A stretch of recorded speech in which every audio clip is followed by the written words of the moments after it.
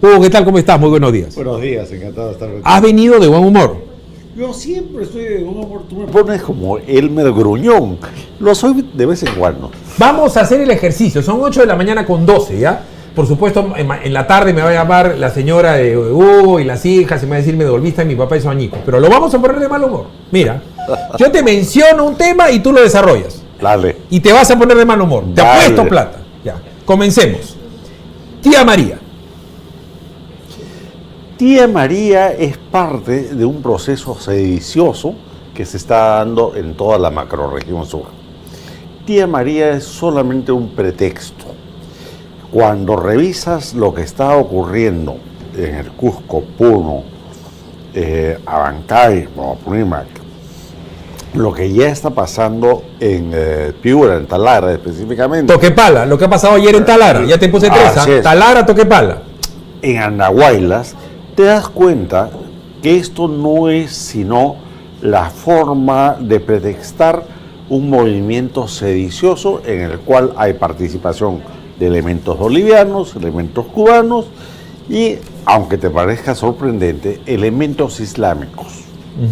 Entonces, frente a eso, que ya nos está costando alrededor de $1.000 millones, no te digo en minería, sino en paralización solamente de la zona de Arequipa, y que nos ha costado más de 34 policías heridos, ¿no? Uno tiene que decir, ¿hasta cuándo? Hemos perdido la autoridad del Estado, la autoridad legítima. Martín Vizcarra ha claudicado y el país está a la deriva. Está a la deriva frente a un plan que finalmente ayer, en un documento, un famoso pronunciamiento a la nación, suscriben más de 30 ONGs y movimientos que son subversivos. A ver, Asociación Nacional de Centros de Investigación, Coordinadora Nacional de Derechos Humanos, Asociación Nacional de Periodistas, Asamblea Nacional de los Pueblos, Confederación General de Trabajadores del Perú, CGTP, Flora Tristán, Central Unitaria de Trabajadores del Perú, Comité Ciudadano por el Perú, Colegio de Sociólogos del Perú, Grupo de Mujeres Diversas, CLAEN, Foro Salud, DEMUS, la Asociación por Vida Digna, Aprovida, Fórum Solidaridad, Instituto Runa, Earth Rights International, porque son derechos de tierra internacional, han puesto un nombre bacán como le ponen nombres, ¿no? Arcuaguami, Colectivo por la Igualdad de Género, el MOL, en fin, hay decenas de ONGs y movimientos que lo que piden el adelanto de elecciones y el cambio constitucional. Philip, esto es algo organizado. A ver, yo te ofrezco, porque se lo he ofrecido a mi familia, que hoy día no voy a renegar. Pero no, hermano, el que se está poniendo de mal humor eres tú, por mucho que estés haciendo el esfuerzo. Tampoco, pero simplemente lee cuál es la segunda organización que aparece ahí, por favor. Claro, la segunda organización es la Coordinadora Nacional de Derechos Humanos de los Terrucos. Eso te marca la línea, y siempre digo que en español uno no tiene que pedir perdón o permiso para utilizar las palabras correctas y enérgicas. Ajá. Es una de las basuras que firma esto. Yeah. ¿Por qué? La Coordinadora Nacional de Derechos Humanos fue la que se fue al Tribunal Europeo en Bruselas para impedir que se mantenga al MRTA como organización terrorista. La Coordinadora Nacional de Derechos Humanos es la que defiende permanentemente a todos los asesinos genocidas, y eso te marca pues la línea ideológica y política de quienes están detrás.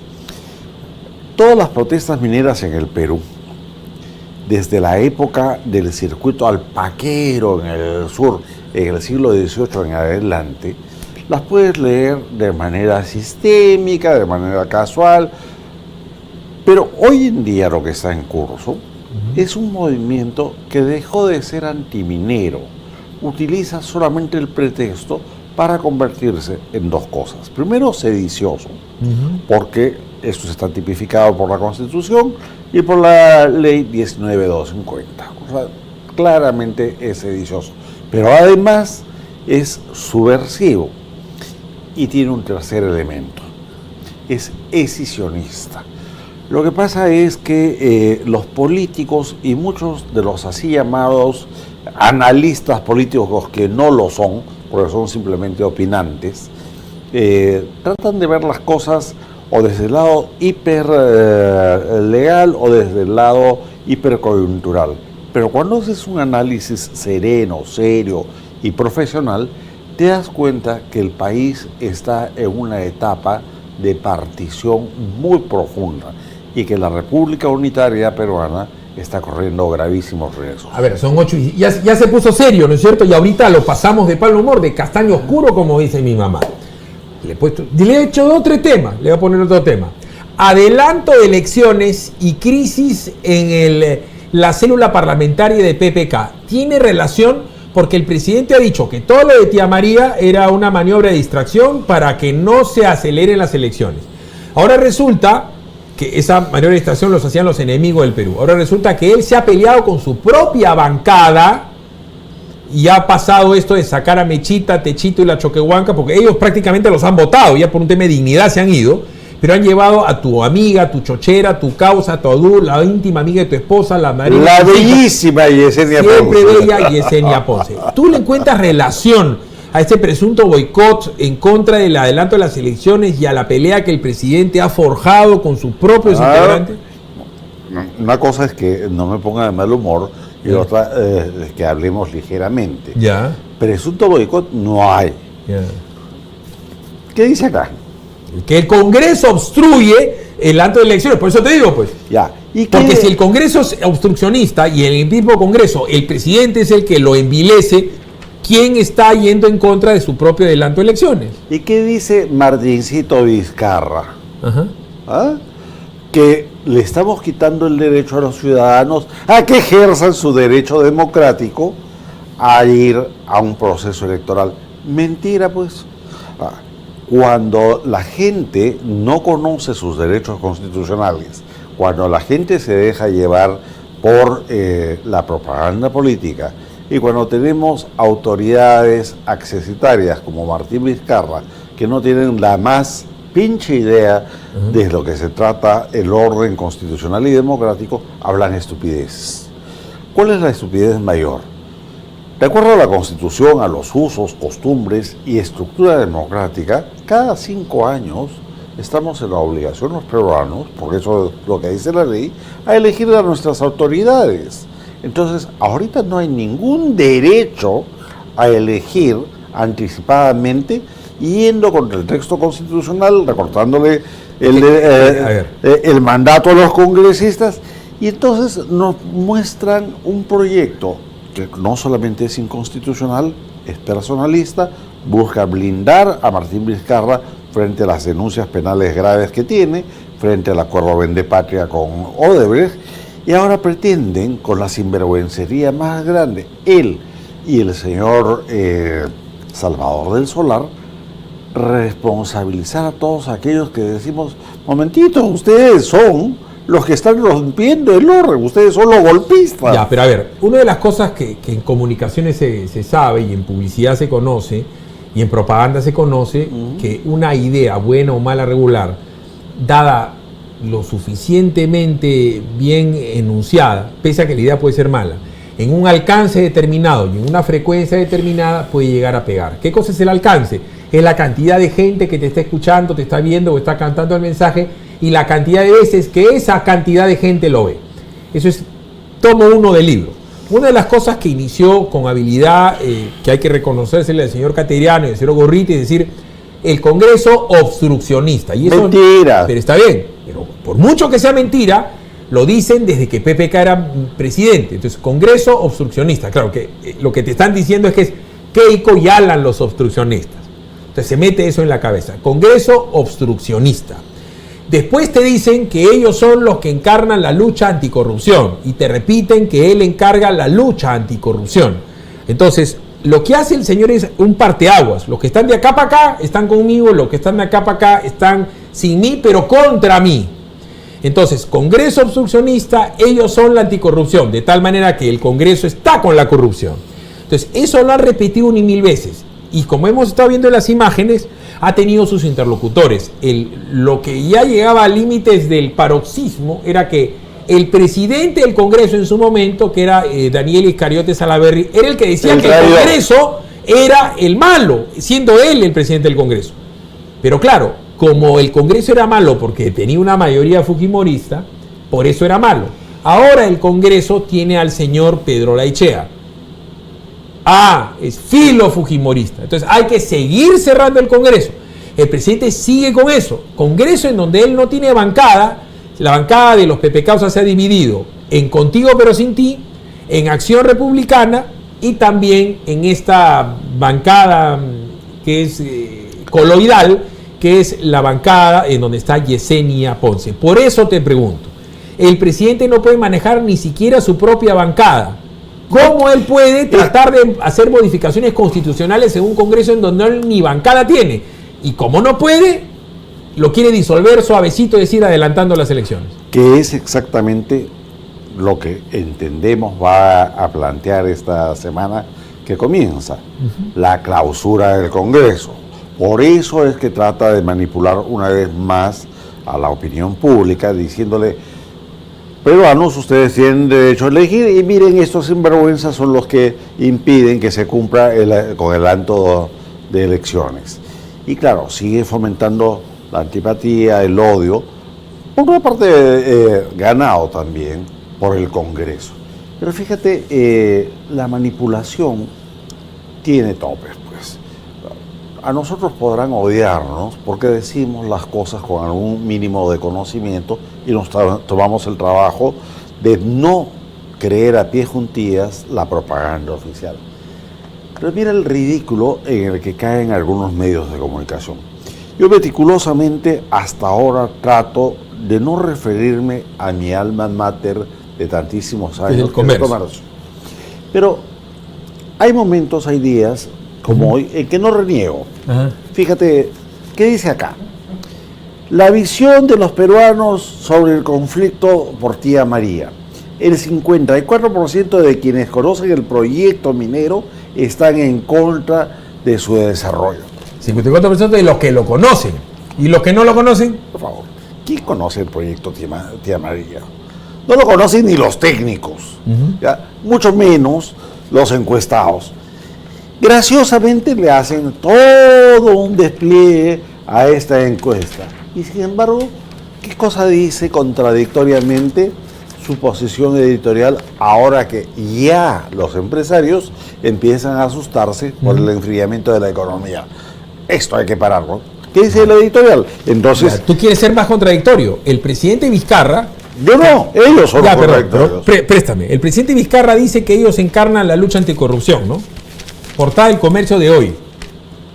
Es que el problema de JJ, que a mí me cae bien, es que sí, es un tipo simpaticísimo. Pero él no es periodista, pues. Si fuera periodista hubiera aprendido en el tiempo que le dieron en ¿cómo se llama? A Perú 21. Porque fíjate, si ellos son defensores del régimen, porque son defensores del régimen, y el presidente dice que él encarna la lucha anticorrupción, Villanueva aprobó pago de 44.9 millones en exceso a 3 consorcios. El aprobar un pago en exceso ya es algo cuando menos irregular, puede ser delictual. Pero cuando uno ve la letra chiquita dice Hidalgo, Casa es la empresa que le da plata en la mano a PPK, a Grados Carraro y a este señor. El único medio de comunicación que dice eso una y otra vez es este. Porque ahí está la madre del cordero de la vacancia presidencial. Porque ahí lo tienen del cuello al presidente. Porque si PPK y Grados Carraro dicen, sí, vinieron, me dieron $200,000 y se le llevó Martincito ha sido el ministro de Transportes que le ha dado a Casa Obras. Y ha sido el presidente durante su mandato que el señor Villanueva, al cual presuntamente ha sido coimeado con codinome por Odebrecht, también le ha dado obras a este consorcio. Ahí está pues la colusión y el peculado. Más aún, la complicidad, ¿no es cierto?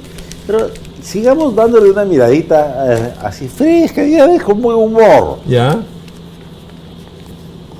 ¿Qué dice un recuadrito chiquitito?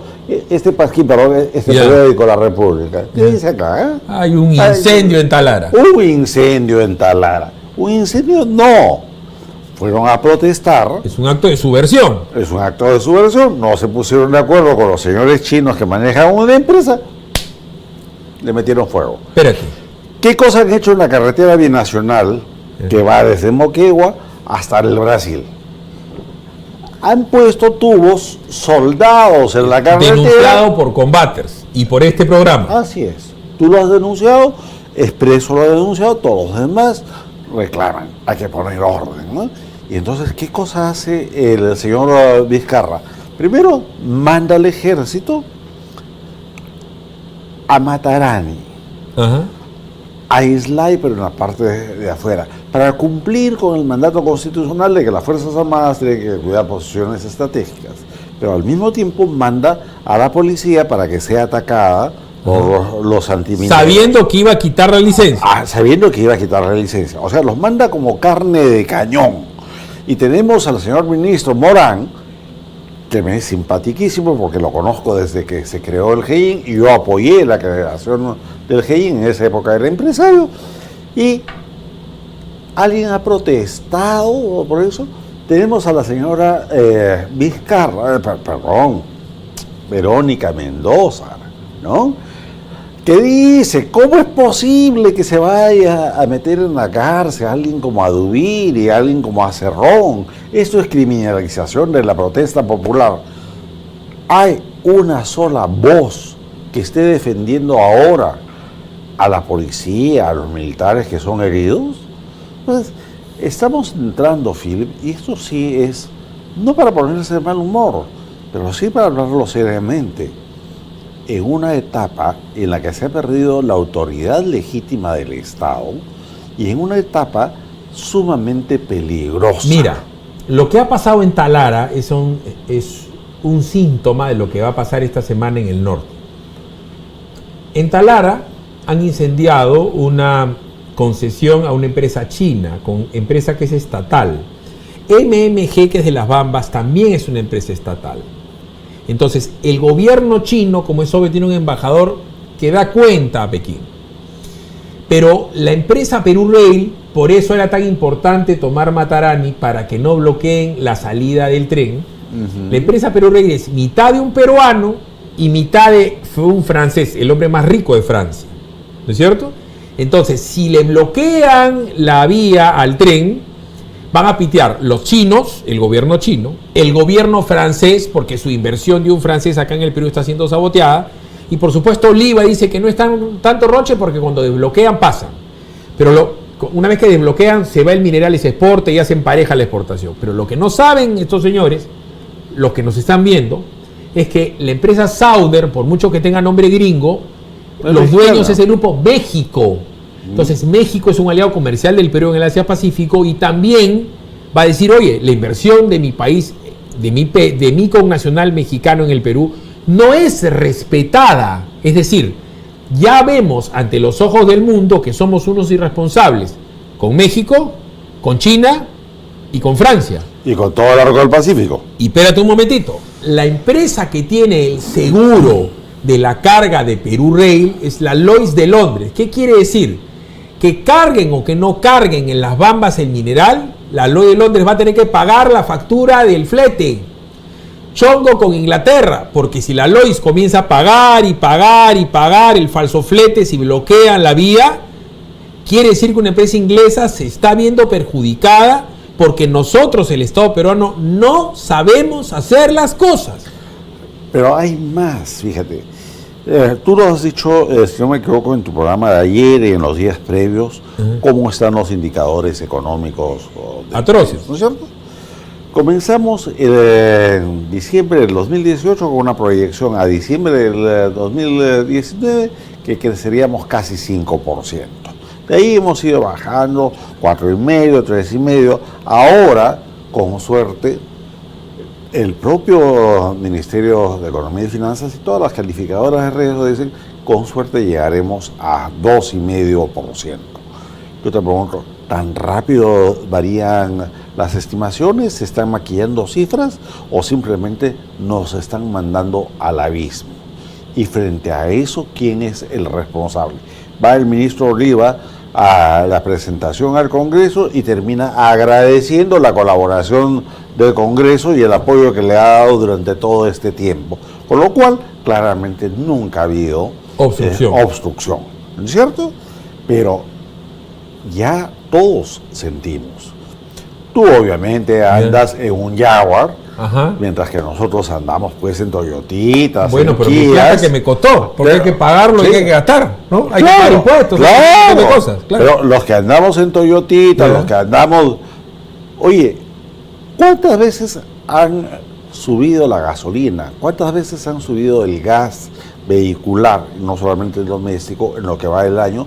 Mientras el mundo latinoamericano, por lo menos, está bajando progresivamente el costo del combustible. ¿Ah? ¿Cuántos trabajos se han perdido? Yo tengo alumnos Ajá. que hasta hace 2 años y medio, 3 años, no terminaban la carrera y ya tenían un trabajo asegurado. Hoy patean latas con el título en la mano, porque estamos en recesión. Y por si acaso no es un título así nomás, ¿ah? Yo les puedo contar algo.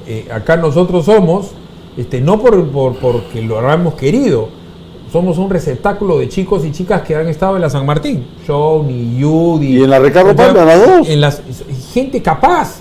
Los papás han invertido en la educación de sus hijos. Entonces debe ser frustrante que un papá se gaste 1.500, 1.700, 1.800 soles el ciclo con el esfuerzo de clase mediero, ¿no es cierto?, de poner una universidad privada de calidad, para que tú después de gastarte un platal en 4 años, que has pagado movilidades de ida y vuelta, has pagado manutención, porque el chico pues tiene que vivir de propinas cuando lleva todos los cursos y los créditos del ciclo, no puede ni trabajar. A la justa trabajará de mozo, de dependiente, pero no tiene pues cómo trabajar 8 horas. Entonces es un chico, el chico clase mediero que va a la universidad, subsidiado por su papá o mantenido por el papá, con el ánimo del padre a que cuando salga el hijo sea mejor que Hugo y comienza a trabajar y que sea una carrera. Esa gente se está frustrando, esos chicos, porque ya no tienen plata ni para pagar el celular. Vamos a ir a la pausa y vamos a regresar con Hugo, porque hemos estado hablando de la economía, pero quiero regresar al tema político, porque en el tema político hay una serie de cosas que están pasando y se pasan por agua tibia. Es parte de la política de un gobierno, la política de seguridad ciudadana.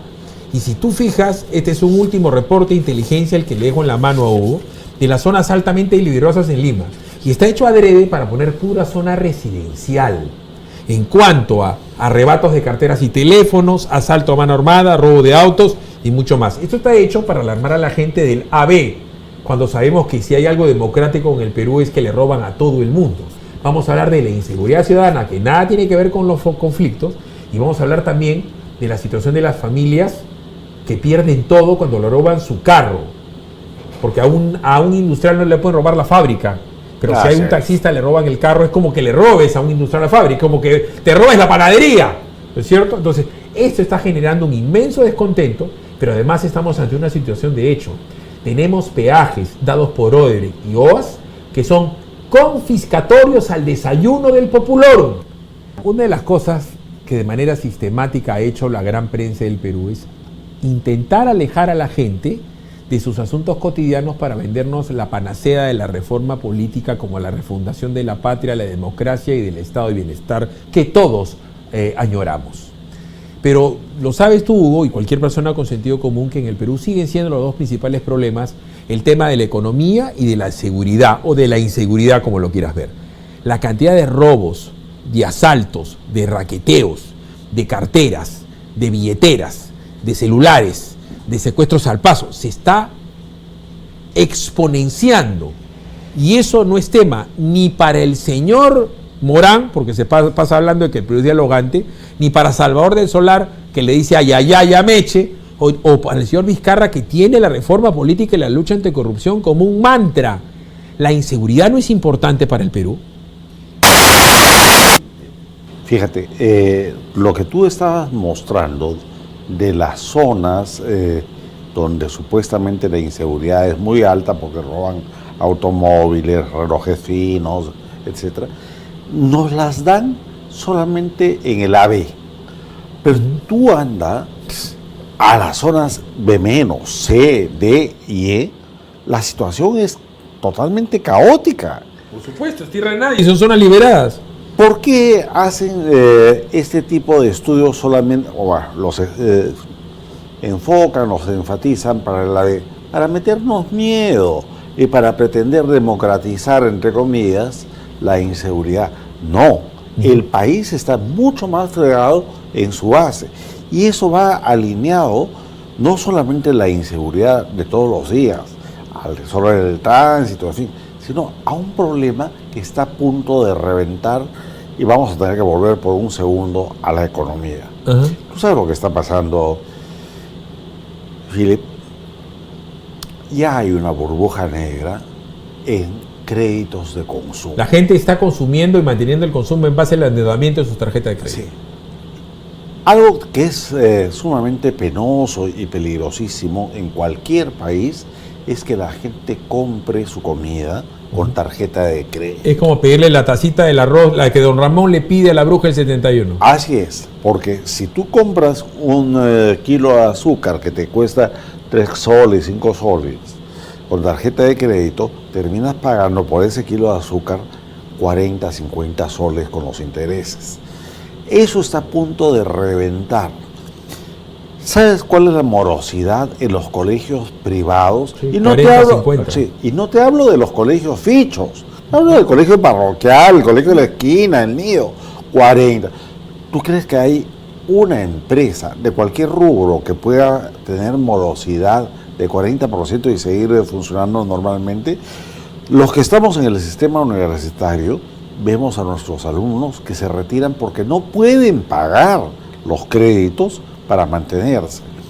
Mira la deserción que hay en el seguro médico, tanto en las EPS como en el seguro privado. El señor, iba a decir presidente, pero ahí sí me duele maltratar el título de presidente de la República. El señor Martín Vizcarra anuncia la gratuidad del SIS para todos, ¿no? De peruanos y extranjeros. ¿Tú sabes lo que es el SIS? El Obamacare en Estados Unidos no pueden con el Seguro Universal de Salud, que es el Obamacare. Y acá tampoco podemos. Entonces, la gente realmente le está pasando mal. Y ahí sí te hago una pregunta, que se la transmito a la gente que nos está viendo. ¿Qué nos falta? Yo siempre digo testosterona porque siendo hombre es la hormona que más conozco, ¿no? Pero no necesitaremos una inyección social de hormonas para salir a protestar. Pero yo te digo una cosa. Porque ya basta, ha salido, ¿no?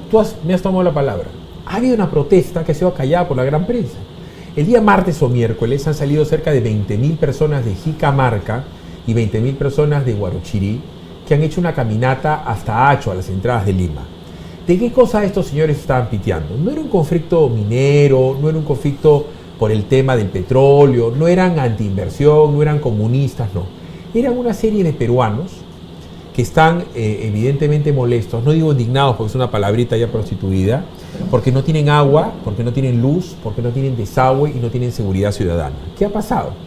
Que la gente de Jicamarca trabaja junto con la gente de Huarochirí en Lima, van y vienen. Tienen ciudades de habitación como Jicamarca. Cuando uno va a San Juan de Lurigancho se acaba la carretera y la pista es ploma.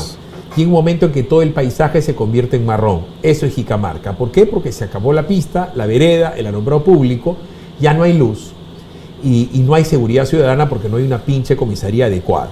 ¿Qué es lo que ha pasado? En el censo mal hecho del señor PPK que tenía pues el gobierno de lujo, tú puedes creer, Hugo, que lo que arrojó el censo es que en Jicamarca vivían 20.000 personas, cuando en Jicamarca viven 250.000. Entonces, con la base de datos cerrada, no sabes pues quién necesita todo lo que necesita de servicios básicos. Pero además, esa gente tiene que pagar el peaje de Odebrecht, no el de OAS, el de OAS está por otro lado. Y el peaje de Odebrecht es confiscatorio, porque como ellos, señores, duermen allá, pero trabajan acá, cuando pasan de allá para acá, tienen a quien cargarle el costo del peaje. Es decir, al señor Guerra le transportan sus verduras y le cobran, y ya más o menos bandean. Pero ellos a la hora y la hora saben que tienen que regresar, y cuando regresan se les genera el costo de regreso, o casualidad, alguien se lo tienen que cargar. En promedio, estos señores no tienen a quién cargarle 4 o 5 soles al día. Multiplicado por los 7 días de la semana es el desayuno para su señor y para sus 2 hijos. Ha generado tal desconcierto ciudadano que han llegado hasta la puerta de Acho y no los han dejado pasar. Y los medios de comunicación no lo han publicitado. Como si esto fuera un roche de 4 gatos, cuando es un roche 10 semanas, 20.000 personas. 10 semanas. Pero te voy a contar la contraparte porque es complementaria. Por razones de trabajo, muchas veces tengo que irme hasta Caraballo, pasando comas y qué sé yo. Bien, una familia promedio, ¿sabes cuánto gasta para salir de su zona, ir a trabajar al otro extremo de Lima? 22 soles por día en peajes. 22 soles. Que eso lo puedan terminar descargando porque pagan el ómnibus, en fin. Pero tú tienes tu cargochita, eres taxista, tienes que pagar 22 soles para salir de tu barrio. Lo más grave, mientras a todos estos radicales, supuestamente antimineros, pero que son sediciosos y subversivos en el sur, no te atreves a ponerles un dedo porque eso es violación de derechos humanos. Si tienes a la prostituta coordinadora nacional de derechos humanos, no la que defiende terroristas. A todos estos que vienen, estos compatriotas que vienen de su zona del cono norte, porque tú me has hablado de San Juan del Lurigancho, que es penoso, pero los que vienen del cono norte a protestar y llegan hasta Acho, ¿sabes lo que hacen? Los apalean, pero sin piedad. Claro. ¿Ah? Les dan duro.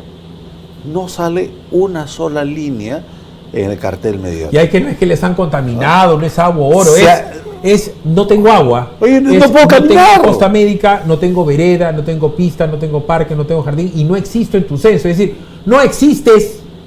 Es como que Hugo Guerra vaya a su casa y tiene 3 hijos y diga, no, tengo uno. Y yo papá y yo mamá. Bueno, no. O sea, tú no existes. No, o sea, la verdad es que soy productivo, tengo 4. Correcto, pero como es obvio, tú y tu señora hacen un presupuesto para los 4. No puede hacer para 3, pues.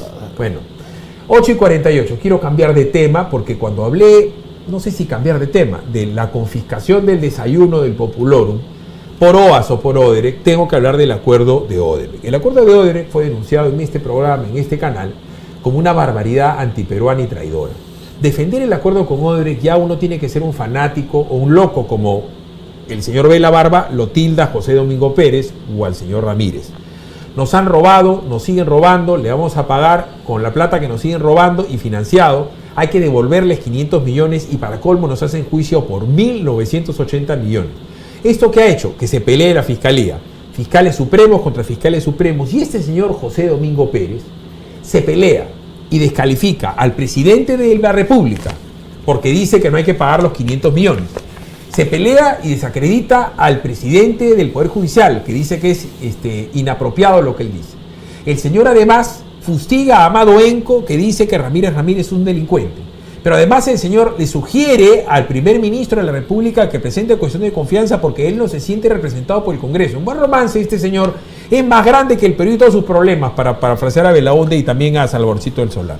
Estos señores hacen lo que se les da la gana, lo que muestra una descomposición del poder fiscal en el Perú y una desinstitucionalización, porque Vicente Ceballos, para colmo... ¿Quién está en la foto aparte del loquito este? Perdón, Belabar. Vicente Ceballos ha salido a decir ayer en Canal Ñ que cómo es posible que la Fiscalía no apoye a sus fiscales. La Fiscalía está denunciando a Chávarri por cuestionar a estos fiscales. Y él se ha metido a hablar mal de Chávarri y a pedir que lo voten. Él se inmiscuye en el Ministerio Público siendo el abogado del Estado. Y estamos en una situación orate en el Ministerio Público. Así lo veo yo, como lo ves tú. No solamente es orate, sino que es ilegal, es inconstitucional y es caótica. Ilegal porque las normas internas no se cumplen. Estos fiscalitos están bajo investigación. ¿Qué es lo que corresponde? Que se les separe de los procesos que están conociendo hasta que se determine si son abogados de Odebrecht o si realmente representan el interés nacional. No se ha hecho. Al contrario, se les ha asignado, en el caso de Vela Barba, 7 casos más vinculados al proceso Lavallato. Y encima se revelan porque no asisten, simplemente porque no les da la gana, porque no reconocen la autoridad, contra la Junta de Fiscales. El ente supremo. O sea, es como que un profesor, no digo... No vaya en la dirección. Que un profesor de la San Martín, con el respeto que merecen los profesores, No estoy hablando del catedrático, del número uno, no. Un profesor que recién comienza, sí, que tiene su curso electivo y tal. No jefe de cátedra, no decano, no un tipo con 10 años. Un profesor diga que él desconoce la llamada de Chang, de Ureña y de Bao. O sea, los número uno, la cabeza de la universidad lo llama y dice, yo lo desconozco como están deslegitimados, porque los han acusado de tal cosa en tal encuesta. No voy. En el mundo privado eso es inadmisible, pero también en el mundo público. Sobre todo en el mundo público. O sea, tú no puedes permitir que el subalterno te falte el respeto o que se insubordine, porque bajo este principio, mañana el guardia de tránsito le va a decir al general de la policía, oiga, usted no es legítimo, yo a usted no le hago caso. ¿Cuál es la institución del Estado ahorita más deslegitimada y más desprestigiada? El Congreso. ¿A alguien se le puede ocurrir que no te digo el oficial mayor, sino te digo el asistente de un congresista o la secretaria de un congresista o el jefe de la biblioteca del Congreso diga, yo no voy donde Olaichea porque Olaichea está desprestigiado? Y que la respuesta de Olaichea es decir que felicita a ese portapliegos porque la encuesta de Datum dice que él está bien. Eso ha hecho Zoraida Ábalos en un Twitter de la Fiscalía esta semana, aplaudiendo a José Domingo Pérez, que la han ninguneado. La respuesta de él, en vez de llamarlo y que el organismo de control interno lo sancione por faltoso, ha dicho que están contentos con el resultado del apoyo a los fiscales en la encuesta de Datum. Zoraida Ábalos. Y Zoraida Ábalos permite que un personaje tan polémico, para no utilizar ningún otro calificativo, como Gustavo Gorriti, vaya a una entrevista en la televisión y diga, ¿cómo es posible que en la fiscalía se tomen decisiones que no me las han consultado? Así dijo. Así. Ya estamos en la locura total. Pero fíjate que el problema no se restringe al Ministerio Público. ¿Qué ha pasado en el caso de la casación de Keiko Fujimori?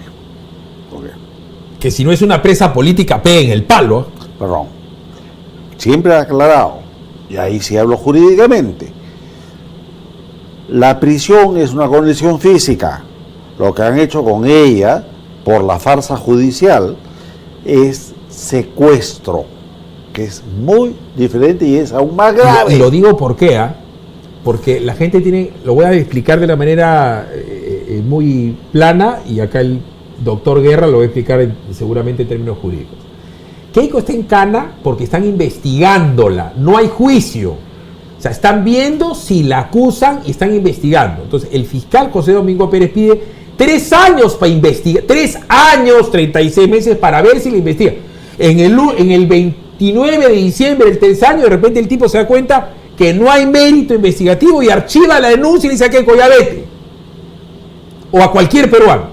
Ya, ese accionar está siendo evaluado por un pleno casatorio de la Corte Suprema que se va a emitir el día 6 del próximo mes, en donde van a decir si hace sentido meter a la cana a alguien que estás investigando. Es probable, no digo muy probable, probable que ese pleno casatorio diga que la figura de la prisión preventiva está mal dada, con lo cual Keiko podría salir libre, inclusive si le ratifican los 18 o 36 meses. Ya, eso de ahí seguramente lo va a cuestionar el señor José Domingo Pérez. Pero con 2 precisiones. La primera, los magistrados que estaban conociendo la casación no lograron ponerse de acuerdo. Vale decir, no hubo un voto para o sacarla de la prisión o para ratificarla.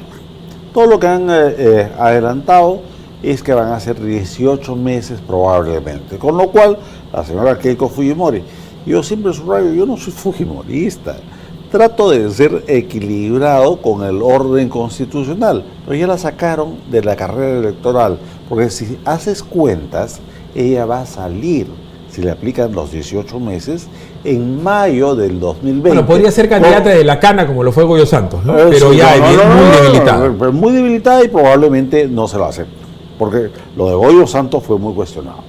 Bien, pero peor, como no se ponen de acuerdo los magistrados, tienen que convocar a un dirimente. ¿Quién es el dirimente? ¿O quién va a ser? La señora Castañeda, que es chochera de Gorriti. Pero por eso digo, pues, Entonces ya adelantaron el voto. pero espérate, Entonces, al margen de lo que pase con Keiko, pónganse que le den los 36 meses, ¿ya? es Llegar, un abuso, pues. así sea un abuso. Lo que puede pasar el día 6 es que los popes de la Corte Suprema, en decisión vinculante, digan que la prisión preventiva de 36 meses en el caso de las investigaciones no da. Es decir, la tesis del señor Víctor Raúl Rodríguez Montesa, fiscal supremo. Entonces, cuando pase eso, los abogados de Keiko dirían: un momentito, yo me acojo a esa interpretación novísima, ¿no es cierto?, que es a la hora de la hora jurisprudencia que me liga a mí con una situación de derecho conculcado, y yo me quiero ir a mi casa, y se va a su casa. En el interín, eso puede ser en Navidad, por dar un ejemplo, para que se han pasado años los señores fiscales acusando a la gente de algo que no se sabe si es delito, como el financiamiento de campaña. Y dos, metiendo a la cana preventivamente a un montón de gente que nunca debió haber estado ahí. Y los medios de comunicación se han dedicado a endiosar a estos señores en base a algo que ni siquiera está seguro jurídicamente en el Perú. Todo el mundo sabe que asesinar a alguien es cana y grave, que robar es cana y grave, que estafar es cana y grave. Todo el mundo sabe que bloquear una carretera es cana y grave. Esto no se sabe qué tan grave y se amerita cárcel. Pero fíjate, cuando en algunas oportunidades, sea en las redes sociales o en mi columna en Expreso, yo digo: ya estamos en una dictadura, por ahí los trolls del gobierno se metieran encima. Pero fíjate, como demostración, solamente dos cosas. La primera, este fiscalito, este de acá, este con carita simpática, está pretendiendo declarar que Fuerza Popular, lo mismo que el Partido Nacionalista, son organizaciones criminales. Sí. Fuerza Popular tuvo 8 millones de votos. Hay 8 millones de criminales. Bueno, 8 millones de gente que votó por una organización criminal. No, momentito, no, la lectura jurídica es diferente. Ya. O sea, si tú votaste, entonces adhieres. ¿Adhieres a qué? A una organización criminal, ergo tú eres cómplice. Pero no. Ya, pero espérate un toque. Bajo esa misma razón, Sí. organización criminal sería el APRA, Todos. Peruanos por el Cambio, Partido Popular Cristiano, Todos. también la señora Villarán, también el señor Castañeda, también el PPC, Todos. y todos deberían perder la inscripción. El único bueno y sagrado que ha reemplazado al Cholo Toledo es Vizcarra, porque No, como pero él tiene democracia Él plebiscitaria ha recibido ahora. plata de casa. Yo sé. Mucho cuidado, que Peruanos por Ya el Cambio sé. también entraría, y el jefe de la campaña de esa organización delictual Ahora, es el presidente de la República actual. ahora tú comenzaste la conversación temprano diciendo que me vas a poner mal humor. Ya te pusiste mal humor, estás actuando. No, fíjate. ¿Estás seguro o no? Estoy totalmente seguro. Ahora Ya. yo te voy a poner a ti de mal humor. Vuela porque me quedo un minuto. Sí, en ese minuto te Ya. vas a poner de mal humor. A ver, Muérdete la lengua. Ay, ay, ay. ¿Sabes por qué? ¿por qué? Porque en cualquier momento a ti te querellan, a ti te procesan y te pueden meter a la cárcel. ¿Sabes lo que le están haciendo al expresidente de la Corte Suprema, a Javier ¿Estás Villestein? seguro? Ah, sí. Claro. Entonces, estamos en una persecución Bueno, a mí me política. está correteando la SUNAT, sin ir más lejos. Me están haciendo una auditoría de mis finanzas personales y ya me van cambiando 3 auditores. Claro, como no consiguen al auditor que me empapele y que me friegue, porque hasta el momento tenía una señora cristiana y una señora evangélica, me van a notificar por un tercer auditor hasta que encuentre algo que no es ilegal, para callarme. Y eso lo está haciendo la SUNAT del Perú, ministro Oliva, que algún día va a dejar Oliva de tener poder y va a dejar de tener poder el actual superintendente de administración tributaria. Y ahí me va a tocar a mí, pero en fin, me tengo que quitar. Ya ves, ahora renegaste tú. Está bien, ha sido muy amable. Muy buenos días.